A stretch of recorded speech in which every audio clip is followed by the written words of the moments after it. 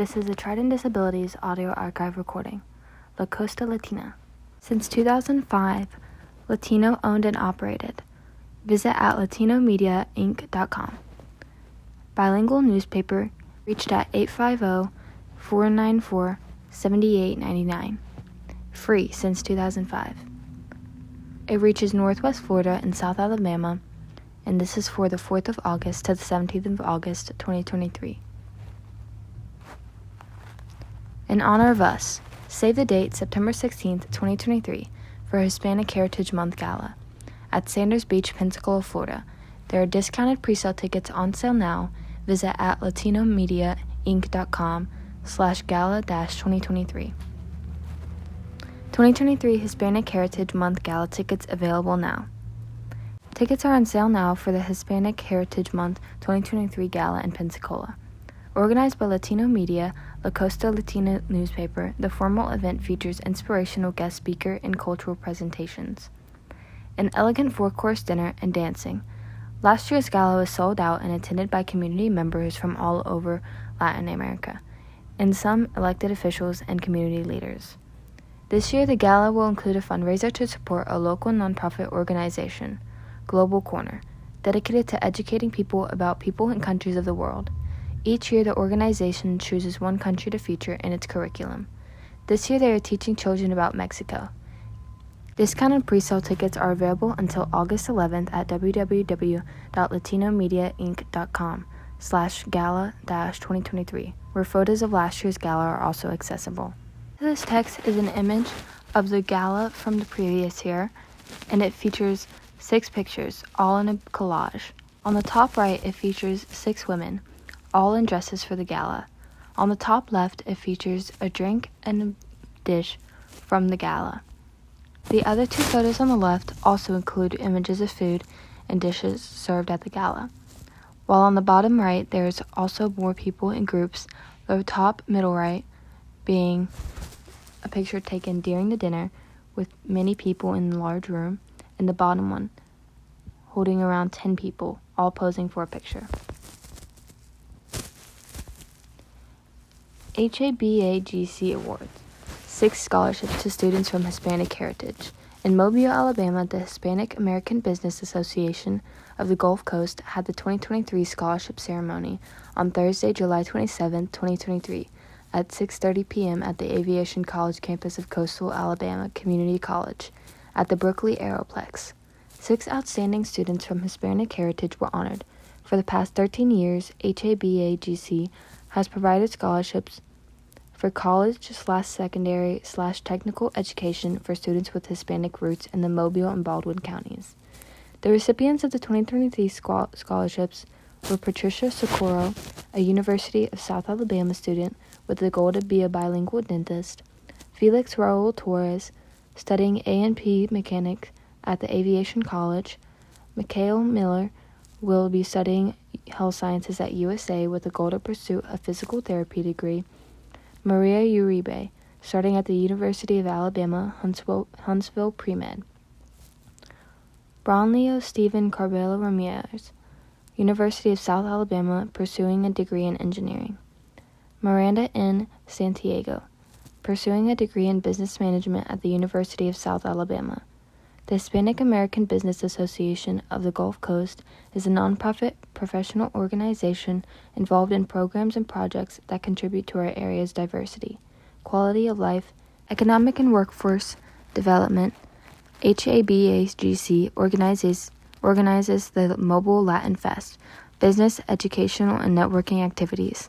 The organization has embarked in a workforce economic development project for food and entrepreneurs and will open a nonprofit Continental Commissionary Shared Kitchen incubator in September.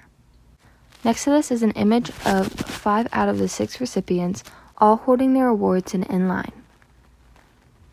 RAM seeks volunteers for free 2-day healthcare clinic in Milton. Milton, Florida, Remote Area Medical, RAM, a major nonprofit provider of pop-up clinics delivering free, quality dental, vision, and medical care to those in need, is seeking volunteer medical, dental, and vision professionals and general support staff for its clinic in December 2nd and 3rd, 2023. The 2-day clinic will be held at Milton High School, located at 5445 Stuart St. Milton Street, 32570. RAM is also in need of general support volunteers to help set up on Friday, December 1st, to take down on Sunday, December 3rd. Overnight parking staff to greet patients is also needed, and interpreters can volunteer to aid patients through the process, either in the parking lot or during the clinic operations. Individuals do not need to work in the medical field to volunteer as general support. Organizations wishing to volunteer time to help provide free healthcare services to the Milton, Florida, and surrounding communities should also visit the RAM website at www.ramusa.org or call 865-579-1530. All RAM services are free and no ID is required. Free dental, vision, and medical services will be provided on a first-come, first-served basis. Services available at or at a RAM-free clinic include dental cleanings, dental fillings, dental extractions, dental x-rays, eye exams, eye health screenings, eyeglass prescriptions, eyeglasses made on site, women's health exams, and general medical exams. In the middle of this is the symbol for the Remote Area Medical Volunteer Corps, for RAM, where it has a blow-up balloon hanging above a cross and wings on the side of this balloon, with the circle surrounding it with the words Remote Area Medical Volunteer Corps. Sol de Mexico comes to Pensacola. Latin Grammy nominees Maestro Jose Hernandez and his world-renowned mariachi Sol de Mexico bring their mariachi Christmas holiday tour to Pensacola November 18th. The program showcases the ensemble's musicianship, playing mariachi favorites as well as the most well-known and beloved Christmas music, such as Shabbatsky's Nutcracker Suite, performed mariachi style by one of the most critically acclaimed mariachis. Tickets are on sale now at www.ticketmaster.com/event/1B005EF3B746767D5. Above this is a picture of the mariachi band performing on a stage with what looks like Christmas decorations in the back and a green curtain in the back, with around 20 people playing, all in red. Escambia County Public Schools filling vacancies. Escambia County, Florida, amid a national trend of staffing shortages in education, Escambia County Public Schools, also known as ECPS, is making significant strides in its staffing efforts for the upcoming 2023-24 year. At the end of last year, ECPS projected that they will need to fill 340 teacher vacancies before the end of this summer. Now, with classes set to start in 10 days, only 47 openings remain, and administrators say they're confident those remaining positions would be filled by the time students return to the classroom. This progress is noteworthy, especially against the backdrop of national teacher shortages. The Florida Education Association reported 5,294 teacher vacancies in January, a stark increase from 2,219 just 4 years ago. Meanwhile, at the national level, nearly three-fourths of principals and district officials said that the number of teaching applicants was not enough to fill their open positions, according to a survey this summer by Educational Week. The district is also filling vacant bus driver positions, even as many school districts across the state and nation struggle to do so. The FEA reported in January that Florida schools had 4,631 vacant support staff positions, a category that includes bus drivers. Darlene Hart, Director of Transportation for ECPS, said last week that the district had just 11 routes without drivers and was actively recruiting for these positions via job fairs, billboards, and community events. In the meantime, she said existing employee and others from the community have volunteered to cover each of these routes until additional drivers could be hired. People from the community, as well as people in other positions throughout the district, are helping us to make sure these students are transported to school, she said. On the first day of school, we're going to be covered. Above this article is pictures of two buses. It is taken from the behind, and the left bus has the number 2917 on it, and its doors are open, while the other one shows the other side and shows us nothing else. New legal challenges against Florida's SB 1718. Section 10 of Florida's new state immigration law, SB 1718, which criminalized the transport into the state of Florida of individuals who enter the United States without inspection, is now facing a legal challenge from several agencies. The agencies, which include the American Immigration Council, American Civil Liberties Union, ACLU, and the ACLU of Florida, Americans for Immigrant Justice, filed a complaint in July challenging the constitutionality of this section of the law. The complaint alleges that Section 10 violates the Due Process Clause of the 14th Amendment by propositioning Florida to usurp powers constitutionally vested in the federal government exclusively, and violates the right to due process of persons it subjects to criminal prosecution.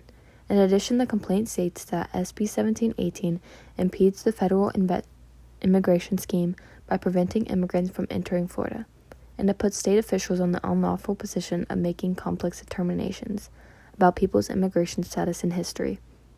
Lawyers added, and in exceptions for the persons or entities doing the transporting, including people, transporting family members, transportation by emergency services providers, faith-based service providers, and providers of transportation for school and extracurricular activities.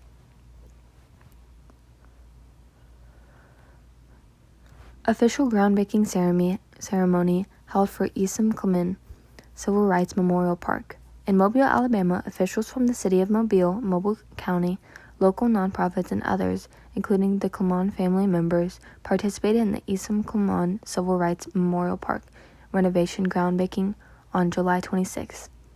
The Isam Clement Civil Rights Memorial Park is a City of Mobile triangular pocket park located at 520 Dr. Martin Luther King Jr. Avenue in Mobile. It is bounded by Dr. Martin Luther King Jr. Avenue, Hamilton Avenue, and Congress Street.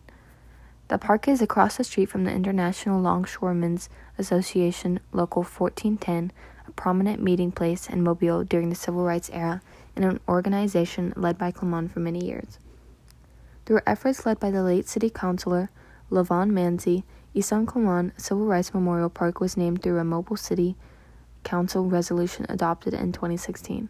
Isam Clement, born October 18, 1919, and died April 16, 1994, led the International Longshoremen's Association Local 1410, a labor union established in 1936 to represent the city of Mobile's African-American longshoremen. Clement was also one of the co-founders of the Alabama Democratic Conference, also known as the ADC, founded in 1960 to help African Americans gain political access. He was instrumental in helping get the first African American delegates from Alabama seated in a Democratic National Convention. Construction of the park should be completed by the end of 2023. The picture for this article is the ad for the Isam Clement Civil Rights Memorial Park, and it reads, Isam Clement Civil Rights Memorial Park groundbreaking, Wednesday, July 26th, 520 Martin Luther King Jr. Avenue. This park renovation is a collaborative effort by Mobile County Commission, City of Mobile, Downtown Mobile Alliance, Mobile Arts Council, and others. Read more and see the design at bit.ly/43JS922. Escambia Children's Trust to host town hall sessions. In Pensacola, Florida in 2020, to guarantee the future of our community, Escambia County voters supported the creation of the Escambia Children's Trust, ECT, to invest in our children's well-being. Now in its second full year of operation, the ECT must earn and maintain the trust of those it serves. Thus, ECT wants to engage a wide cross-section of the community in crafting a strategic plan for the future. The Escambia Children's Trust needs the community's help throughout the process to articulate a shared vision for the organization and to decide how best to align resources with that vision. Community feedback will be used to guide the agency's investments between now and 2026. All residents of Escambia County are invited at the conversation at one of the upcoming town hall sessions. The first one being August 8th at 12:30 to 2:30 p.m. at Molino Library, 6450 A Highway, and 95A, Molino, Florida, 32577. The second one is on August 9th at 5 to 7 p.m. at Brownsville Community Center at 3200 W. DeSoto Street, Pensacola, Florida, 32505. And the last one is August 10th at 3 to 5 p.m.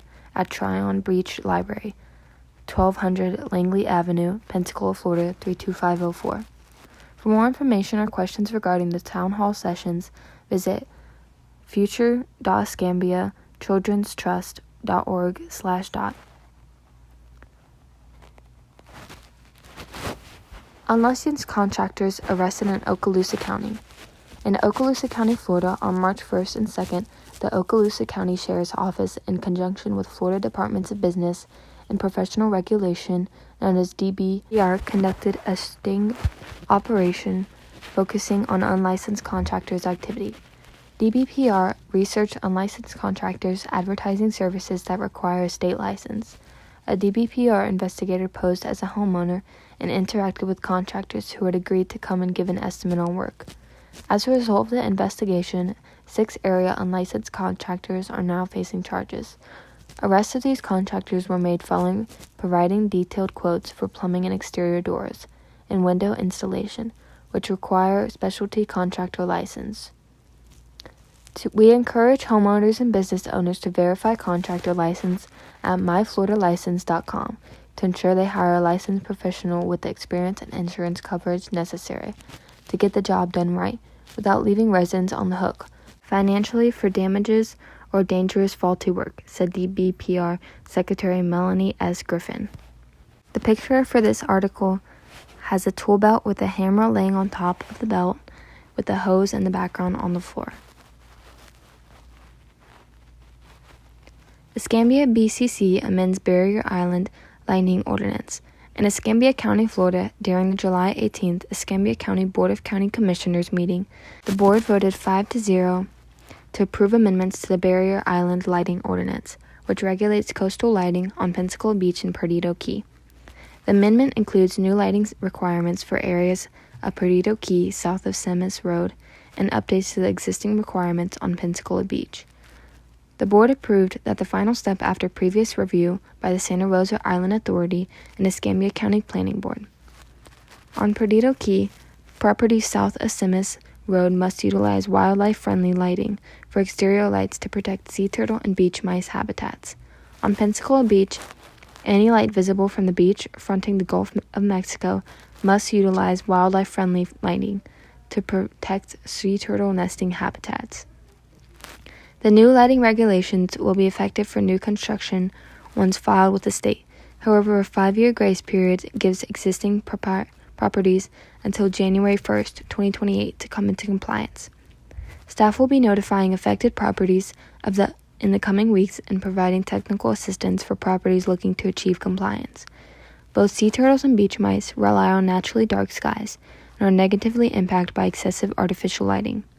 Artificial lighting can deter nesting sea turtles and cause both adults and hatchlings to disorient away from the water and towards human structures and roadways. Beach mice are nocturnal, and excessive artificial light can deter normal foraging behaviors and increase predation risk. Wildlife or turtle-friendly lighting utilizes long wavelength, low wattage, and fully shielded light fixtures, which reduces the amount of visible light to wildlife. Picture for this includes a baby turtle coming very close to the sea and water before it washes away. Tourist falls from balcony on Okaloosa Island. The Okaloosa County Sheriff's Office is conducting a death investigation following a fatal fall from a balcony at an Okaloosa Island condominium complex July 24th.